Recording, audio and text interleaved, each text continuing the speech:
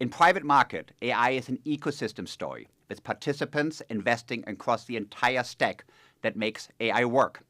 This is all largely earlier stage and being funded by venture capitalists, with about 50% of all venture capital going into AI-oriented deals.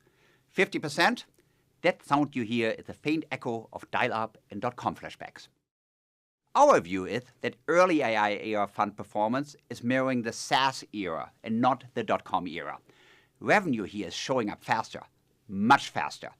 In addition, the spend is equity-backed, embedded in everyday workflows, and constrained by lack of infrastructure, not demand. That's very different from the .com hype. But this isn't to say that there aren't any concern. Much of this is early. Winners and losers are largely TBD. And there's seemingly an endless stream of capital rushing into the market.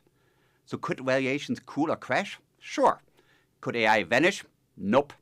This genie isn't going back in the bottle. For buyout, AI is not an investment story, but an adoption race centered around enhancing go-to-market and pricing strategies, as well as streamlining processes and operational efficiency. Our GP service shows a big jump in portfolio companies embracing AI, but there's still a long tail of not much yet, which is concerning. As a general partner, you're standing at a critical crossroad. AI isn't just a trend, it's a test. It can be your biggest risk or your greatest opportunity. And the difference comes down to one thing: action. The future is in your hands if you start now. 4 imperatives. Pick your bets, deciding where AI matters. Treat your data as an asset. Instrument everything to upskill the front line. And mind the risk. The dispersion of return continues to be wide in our industry.